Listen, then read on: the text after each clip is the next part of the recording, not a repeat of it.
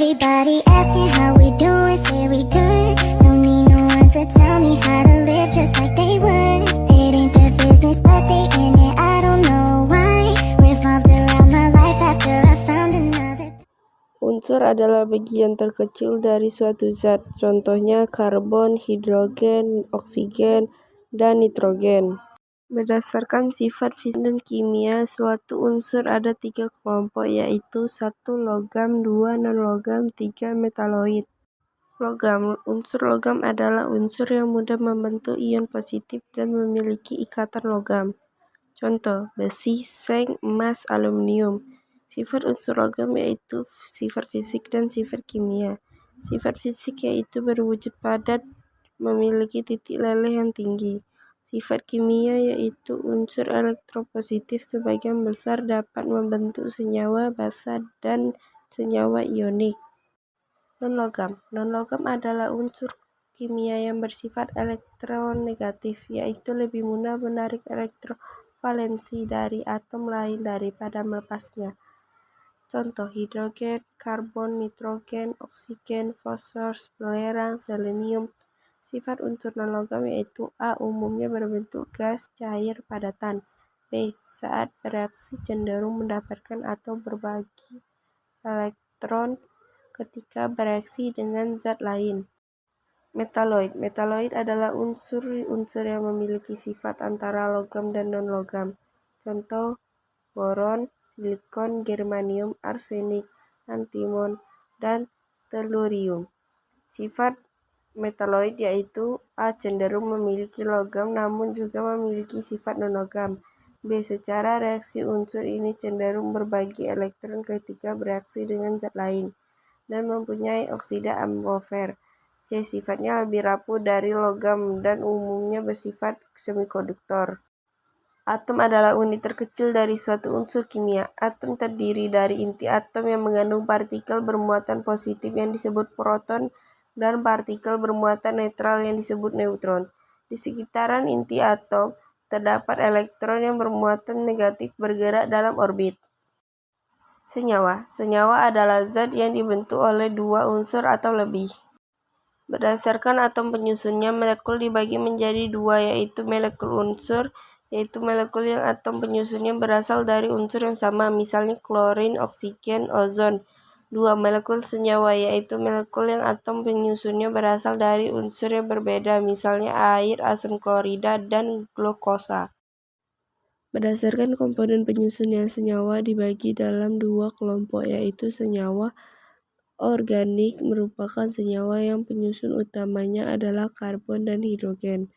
Contoh, arang, batu bara, cuka, metana, glukosa, dan asam amino. 2. Senyawa anorganik merupakan senyawa pada alam yang biasanya akan menyusun material atau benda yang tidak hidup. Contoh, garam, kalsium karbonat, dioksida, air, dan asam sulfat. Campuran. Campuran adalah suatu zat yang terbuat dari gabungan 2 atau lebih zat yang berbeda tanpa melalui reaksi kimia. Campuran dibagi menjadi 2 jenis, yaitu campuran homogen. Campuran homogen terjadi apabila seluruh materi penyusun campuran itu tidak dapat dibedakan lagi Campuran antara adalah satu dengan suatu lainnya. zat yang terbuat Contoh, dari gabungan campuran air 2 dan atau gula. lebih zat 2. yang berbeda tanpa heterogen. melalui Campuran reaksi heterogen kimia. terjadi apabila seluruh materi penyusun campuran itu berserta sifat-sifatnya masih dapat dibedakan satu dengan yang lainnya. Contohnya adalah campuran air dengan minyak goreng. Berdasarkan sifat fisiknya, campuran dibagi 3, yaitu 1. Larutan. Larutan adalah campuran homogen yang terdiri dari 2 atau lebih zat. Contoh, air, gula.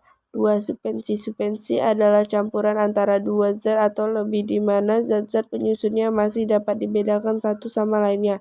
Contoh, campuran air dengan pasir. 3. Koloid. Koloid adalah jenis campuran heterogen yang terbentuk karena adanya dispersi suatu zat dalam zat lain yang dicampurkan. Contoh sistem koloid yang bisa kita temui di kehidupan sehari-hari antara lain ada mayones, keju, jelly, cat, kosmetik, dan obat-obatan. Cara memisahkan campuran yaitu 1. Dekantasi. Cairan di sedimen kemudian dituangkan dengan hati-hati ke dalam wadah lain. 2. Pengayakan dan penyaringan. Tujuannya adalah untuk memisahkan partikel kecil dari partikel yang lebih besar. Contohnya menyaring santan dari ampasnya. 3. Sentrifugasi. Contoh sistem Metode koloid yang bisa kita temui sentrifugasi di kehidupan menggunakan gerakan sehari-hari. partikel dalam proses pemisahannya. Contohnya adalah proses pengeringan baju. 4. Pemisahan magnetis memisahkan campuran besi dengan benda lain. 5. Evaporasi dan kristalisasi, contohnya pada proses pengolahan garam dari air laut. 6. Distilasi atau penyulingan. Distilasi atau penyulingan merupakan suatu proses pemisahan campuran yang didasarkan pada perbedaan titik-titik komponen-komponen yang menyusun campuran tersebut. Contoh destilasi terbesar saat ini yaitu pengolahan minyak bumi yang menjadi fraksi-fraksi minyak bumi yang meliputi bensin, solar, LPG, pelumas, dan aspal. 7. Kromatografi. Kromatografi adalah teknik yang digunakan untuk memisahkan warna pada tinta, warna makanan, dan campuran warna lainnya. Everybody asking how we doing, say we good. Don't need no one to tell me how to live just like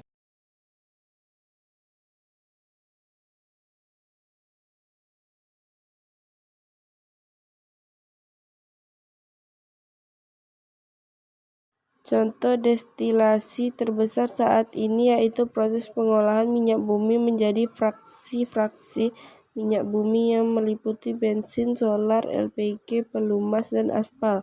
7. Kromatografi.